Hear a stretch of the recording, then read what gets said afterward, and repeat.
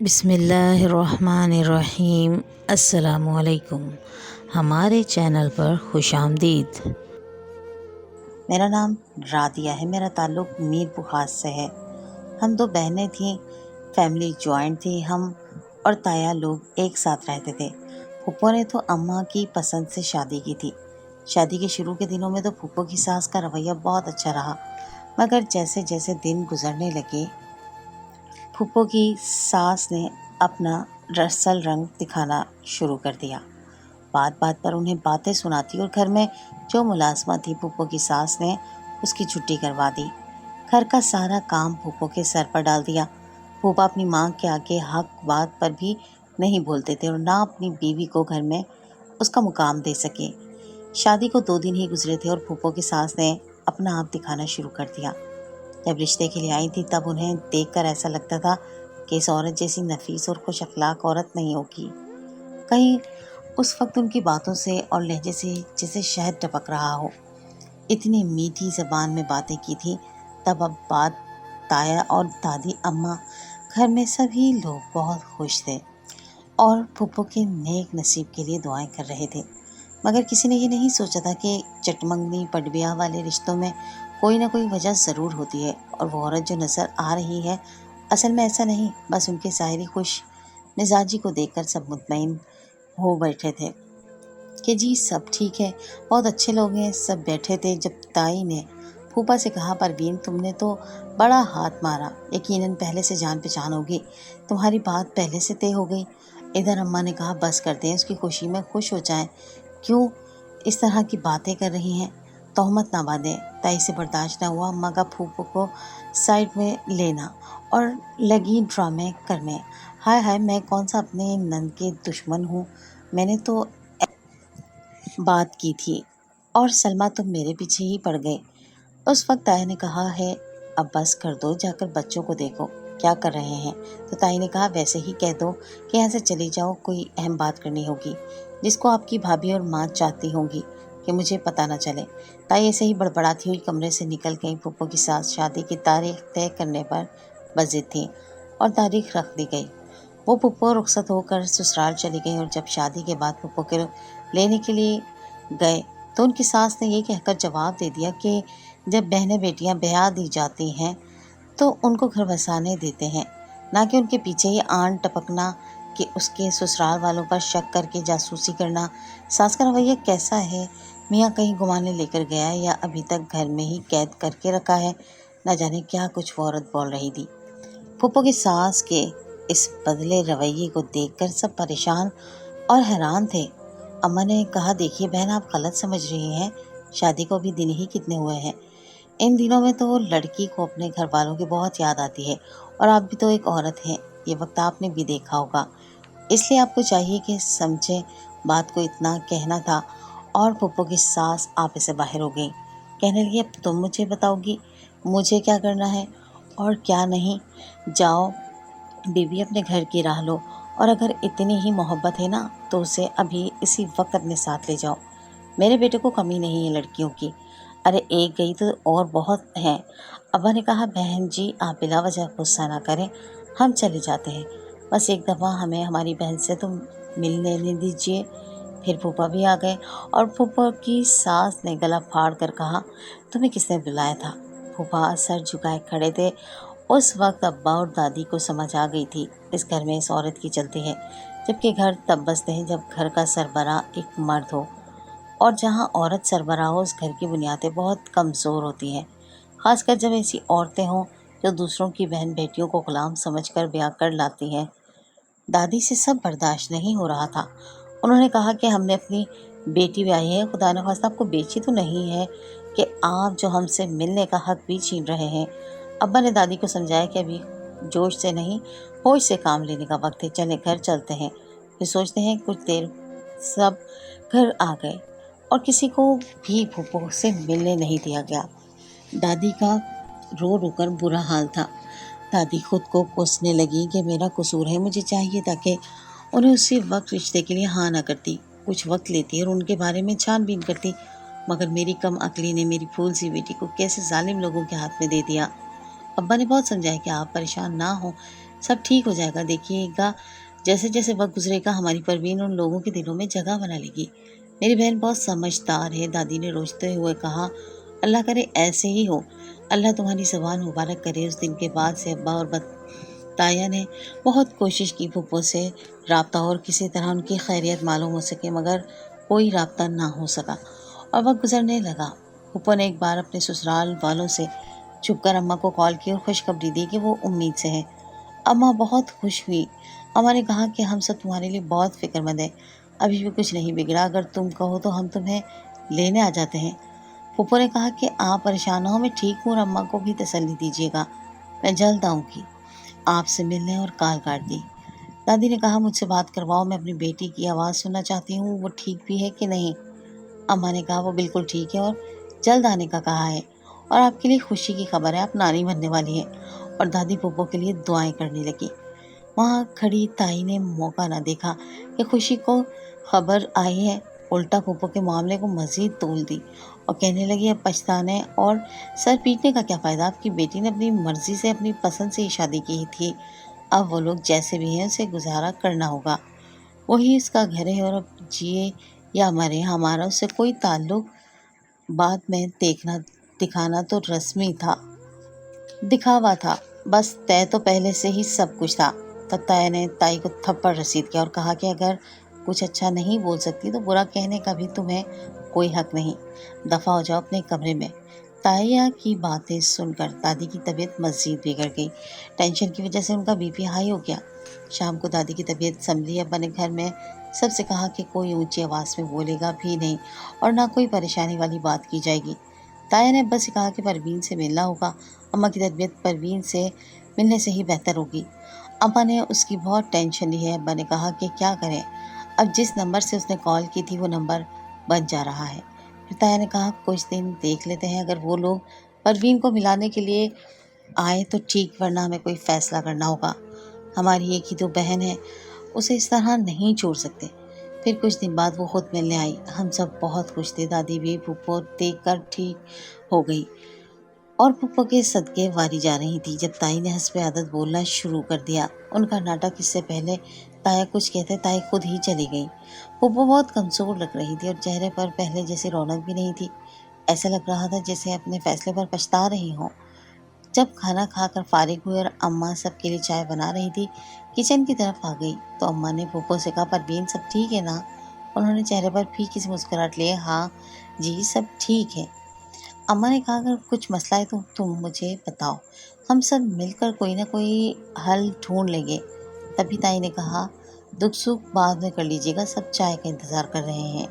दादी ने फूफा से कहा कि फूफो को कुछ दिन के लिए हमारे पास छोड़ जाओ। तो फूफा ने बहुत सख्त लहजे में कहा इतना काफ़ी नहीं है कि मैं उसे आपसे मिलवाने के लिए ले आया हूँ, अब इससे ज़्यादा की उम्मीद मत रखिएगा। और फूफो को लेकर चले गए। उस दिन के बाद से कभी कभार फूफो से फ़ोन पर बात हो जाती। फूफो उनकी सास नहीं, दिन रात तंग करती थी, ये तो मेरे बेटे को औलाद नहीं दे सकती तो तुम्हें यहाँ रहने का भी कोई हक नहीं, क्योंकि फूफो डरती थी कि कहीं मेरे बच्चे को कोई नुकसान न पहुँचा दे, इसलिए नहीं बताया था। फूफा ये बात जानते थे। फूफो सास शुरू से ही उन्हें नापसंद करती थी। उन्हें तो एक बेज़बान चाहिए थी जो उनका हर हुक्म मानती चली जाए। और फिर कुछ दिन बाद जब फूफो की सास उन्हें घर से निकाल रही थी तो अचानक ऊपर से फूफा भी आ गए और कहा ये मेरी बीवी है, कोई ज़र खरीद गुलाम नहीं। शादी के पहले दिन से लेकर अब तक आपने इससे मुलाजमों की तरह काम करवाया, जो आप कहती रहीं चुपचाप करती रही, कभी सवाल नहीं किया, और इसने सिले में आपसे कुछ भी नहीं मांगा था। फूफा को इस तरह अपने सामने बोलते देखकर फूफो की सास से बर्दाश्त न हुआ। कहने लगी तुम मेरे बेटे हो, तुमने तो कभी मेरे सामने आँख नहीं उठाई थी और ज़बान चला रहे हो, वो भी इस 2 टके की लड़की की खातिर। फूफो की सास ने कहा बस अब बहुत हुआ, तुम अभी और इसी वक्त इसे तलाक दोगे। फूफा ने कहा मैं ऐसा कुछ नहीं करूँगा। उन्होंने कहा ठीक है वो ना करो, फिर मैं उसका वो असर करूँगा कि तुम किसी को मुँह दिखाने के काबिल नहीं रहोगे। तो फूफा ने कहा आप जो कर सकते हैं कर लें, और फूफा को लेकर हमारे पास आ गए। दादी की तबीयत बहुत ख़राब थी, वो हालत निज़ाम में थी। फूफो को देखकर एक मुस्कान आई थी। दादी के चेहरे पर अपने दादा दुनिया से चले गए। दादी को गए 3 साल हो चुके थे और फूफो अपने शौहर के साथ किराए पर घर लेकर अपने शौहर और बेटे के साथ रह रही थी। अब्बा ने बहुत कहा था कि अपने घर होते हुए किराए के घर क्यों रहना, लेकिन फूफो की ज़िंदगी ठीक हो चुकी थी और वो हंसी खुशी रह रहे थे। और फिर फूफिया का ट्रांसफ़र दूसरे शहर हो गया, पर वो लोग वहाँ से चले गए। फूफो को शहर छोड़ने बहुत वक्त गुजर चुका था। कभी वो मिल जाती थी और कभी अब्बा लोग मिलने चले जाते थे। मेरे सब अपनी ज़िंदगी में मसरूफ़ हो गए। मैं और मेरी बहन कॉलेज जाती थी। हर घर की तरह हमारे घर भी अपनी अपनी औलादों को लेकर झगड़ा रहता था। ताया की भी एक बेटी थी और बिल्कुल ताई पर गई थी।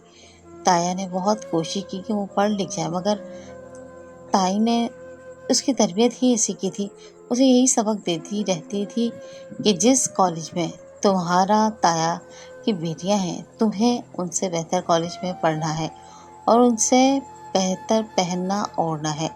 लेकिन काश दूसरों से बेहतर करने की गर्ज की बजाय अपनी औलाद की भलाई के लिए उसके मुस्तकबिल के बारे में सोचिए। मगर ताई ने हमसे मुकाबले में पीजी रखवा ली थी। अल्लाह जाने कहाँ से उल्टी सीधी तरकीबें निकाले बैठे। एक दफ़ा मेरी बहन के रिश्ते के लिए कुछ लोग आए। उन्हें मेरी बहन पहली नज़र में ही अच्छी लगी थी। ताई ने उसी वक्त अपनी बेटी को खूब सजाकर उन लोगों के सामने ले आई। ताई ने कहा, ये सब क्या है? तोतली कहने लगी कि कुछ नहीं, बस वैसे ही। मैंने सोचा कि ये लोग लड़की को, कज़न को भी देख लें। तभी मेरी बड़ी बहन होने के कहा, आंटी जी हम रिश्ता पक्का कर चुके हैं, आप भी मुँह मीठा कीजिए। और ताई लाल पीती हुई वहाँ से चली गई। मेरे बहन के ससुराल में इसके होने वाले शौहर के अलावा उसकी नंद थी। अम्मा बहुत खुश थी कि छोटी सी फैमिली और फिर भी जानने वाले। मेरी बहन की जब से बात पक्की हुई थी वो बहुत खुश थी और मैं उसकी खुशियों की लंबी उम्र की दुआ करती थी। 3 माह बाद मेरी बहन की शादी की तारीख रख दी गई। घर में खूब हल्ला गुल्ला हो रहा था और मुझे रौनक मेला बहुत पसंद था। अम्मा ने कहा कि शादी तुम्हारी बहन की और पाँव तुम्हारे ज़मीन पर नहीं लग रहे, इतना अच्छा कूदना अच्छी बात नहीं, आकर काम में मेरी मदद करो। और मैं अम्मा के साथ कमरे में जा रही थी जब मेरी फ्रेंड भी आ गई। मैंने उन्हें ढोलकी पर बुलाया था। अम्मा ने कहा, बस सिर्फ माँ की ना सुनना, बाकी सब की सुनती हो।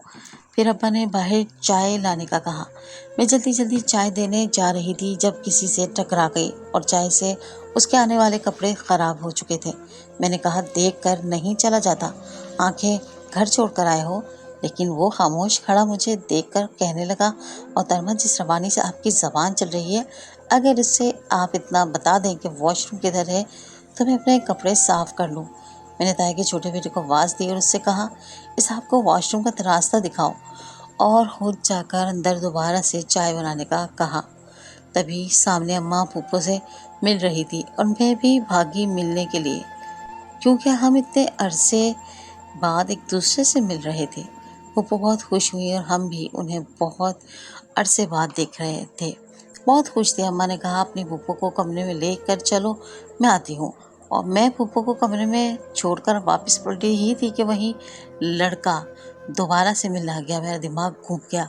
उसे देखकर मैंने कहा, मिस्टर कोई और काम नहीं है आपको सोते लड़कियों से टकराने के? इससे पहले कि वो मुझे जवाब देता, फूफो ने पीछे से आवाज़ दी, फरहान बेटा मैं इधर ही हूँ, आ जाओ यहीं। और मैं सर पीटने लगी कि उफ़, ये तो फूफो का बेटा है। मैंने कुछ भी जाने से ना दिया, मैंने कुछ भी जाने भी ना पता नहीं किया, कुछ कह दिया और सीधी बाहर आ गई। रात हो चुकी थी, खूब गहमा गहमी थी। शादी पर मेरी मुलाकात मेरी बहनोई की कज़न से हुई। उसने मुझे देखकर खुद मेरी तरफ हाथ बढ़ाया। मुझे उसकी पर्सनैलिटी बहुत अच्छी लगी और उससे बढ़कर उसका रख रखाव। उसने कहा कि उसे मुझसे पहली नज़र में ही मोहब्बत हो गई है और मैं भी उसके बारे में सोचने लगी। जब एक दिन अम्मा ने मुझे कहा कि तुम्हें ताहाल कैसा लगा, मैंने कहा, बस ठीक है। अम्मा ने कहा, मुझे तो बहुत अच्छा लगा, बहुत समझदार सुलझा हुआ है। अम्मा की बात सुनकर मैंने कहा, मुझे क्यों बता रही हैं? अम्मा ने कहा कि तुम्हारी फूफो ने बातों बातों में तुम्हारे लिए खुद फरहान के रिश्ते की बात की है। मैंने सोचा है कि तुम्हारी बहन की शादी पर ही रस्म कर दें। तुम्हारी भी मैं अम्मा की बात सुनकर हैरान रह गई और कहा कि मैं उससे शादी नहीं करना चाहती। अम्मा ने कहा कि क्यों नहीं करनी शादी? मैंने कहा मैं किसी और को पसंद करती हूँ, आप उन्हें मना कर दें। अम्मा मुझे बाजू से पकड़कर साइड पर ले गई और कहा तुम्हारा दिमाग तो ठीक है? मैंने कहा शादी ज़रूर करूँगी, तो अपनी मर्ज़ी से, वरना कभी नहीं करूँगी। फूफो ने सब सुन लिया और अम्मा से कहा कि अब इसको फोर्स ना करें, ये चाहती है वहाँ शादी होगी। और फिर अम्मा बस सब मान गए। ये मंगनी की रस्म कर दी गई।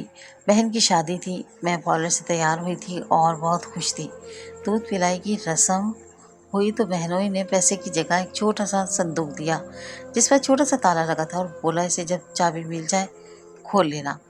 मुझे बड़ा गुस्सा आया और उस संदूक को अपनी अलमारी में रख कर भूल गई और 6 माह बाद मेरी शादी हो गई और वो संदूक मेरे जहेज में चला गया। जब मेरे शौहर ने उसके बारे में पूछा तो मैंने उसे सारी बात बता दी।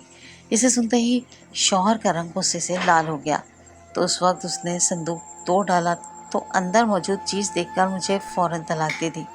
मुझ पर क़यामत टूट पड़ी। लेकिन जब मेरी नज़र भी इस चीज़ पर पड़ी तो उसमें मेरी तस्वीर थी और वो भी किसी और लड़की के साथ, जिसे मैंने कभी देखा भी नहीं था।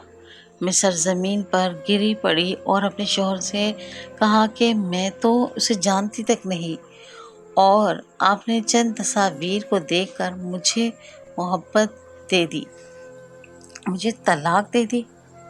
आप तो मुझसे मोहब्बत करते थे ना, फिर ये कि मोहब्बत कैसी है जिसमें एतबार नहीं? तो वो कहने लगा ये तस्वीर पहली दफ़ा नहीं देखी है, इससे पहले भी तुम्हारी ऐसी घटिया तस्वीरें देख चुका हूँ। और ये जो तुमने मुझे कहानी सुनाई कि तुम्हारे बहनोई ने कह दिया ये छोटा सा संदूक, मैंने कहा ये झूठ नहीं है, मैं सच कह रही हूँ।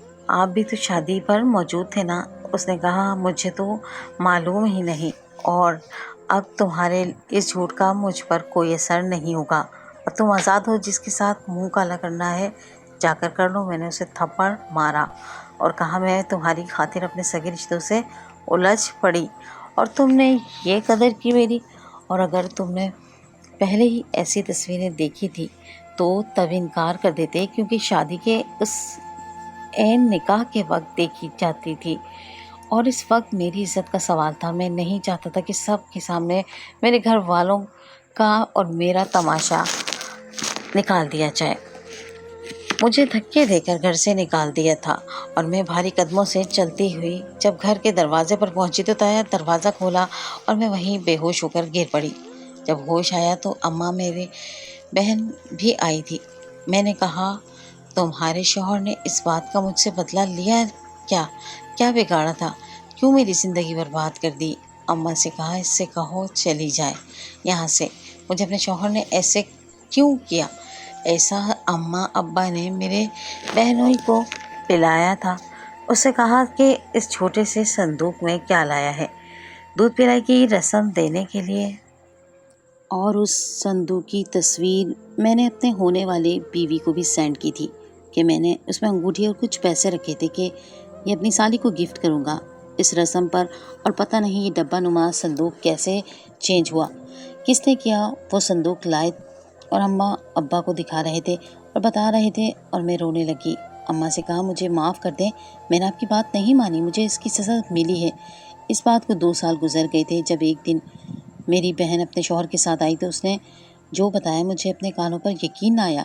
उसने कहा कि ये सब उसकी नंद की साजिश थी, उसने मुझे तलाक दिलवाने के लिए इतना घटिया खेल खेला था।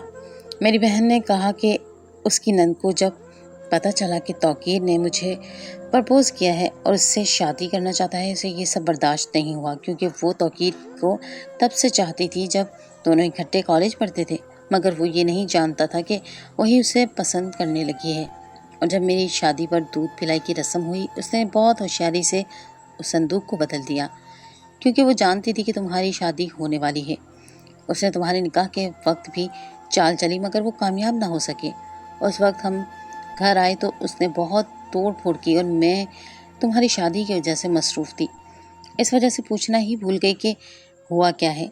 جو اس دن ایسا کیا، لیکن اس دن سب سامنے آیا جب اس نے جا کر توقیر سے نکاح کر لیا اور ہمیں بعد میں بتایا میرے بہنوئی جب سے آئے تھے انہوں نے سر نہیں اٹھایا تھا۔ وہ کہنے لگے کہ مجھ میں آپ سب سے نسلیں ملانے کی ہمت نہیں۔ میں آپ سب سے معافی مانگتا ہوں، میری بہن نے جو کیا اسے اس کی سزا مل چکی ہے۔ توقیر کسی اور کو پسند کرنے لگا تھا اور ان دونوں کے ذہن نہیں ملے اور توقیر نے اسے چھوڑ دیا۔ میری بہن ہاسپٹل میں ہے، اسے دورے پڑتے ہیں اور وہ روتی چلاتی ہے، آپ ہمیں معاف کریں۔ میں نے کہا بھائی آپ کا اس میں کوئی قصور نہیں، آپ کی بہن کو میں نے اپنی بہن کی خاطر معاف کیا۔ پھر پھپھو آگے بنے انہیں سب کچھ بتا دیا تھا۔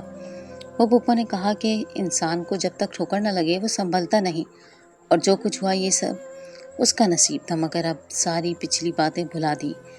میں آپ سے اپنے بیٹے فرحان کے لیے اپنی بیٹی کا ہاتھ مانگتی ہوں۔ اور کچھ عرصے بعد میری شادی فرحان سے ہو گئی۔ فرحان میرے بہت اچھے شوہر تھے اور سب میرا بہت خیال رکھتے تھے، میں ان کی بہت عزت کرتی تھی اور وقت نے مجھے بہت کچھ سکھا دیا تھا۔ جو فیصلے ماں باپ اپنی اولاد کے لیے کرتے ہیں وہی بہتر ہوتے ہیں۔